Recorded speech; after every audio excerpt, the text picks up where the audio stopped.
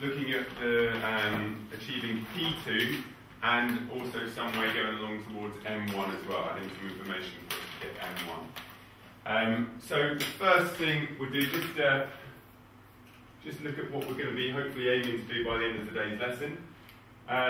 Some of this might be familiar to you from other units that you've done, but by the end of the lesson you should be able to describe and explain the changes in heart rate during activity. So, fairly obvious one, what happens to heart rate when you start exercising?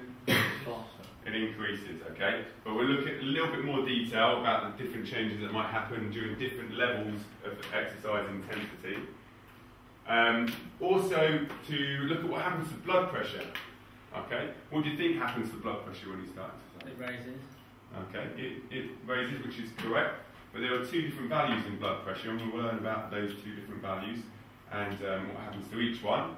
And describe and explain the way blood is redistributed around the body during exercise. Anyone, any ideas what might happen to your blood distribution when you start exercising? Doesn't it circulate? It will circulate. Where might more of it go to? More to the heart. To the heart, to the muscles, okay, yeah. Not bad. Okay, so we're going to find out a little bit more detail about that as well.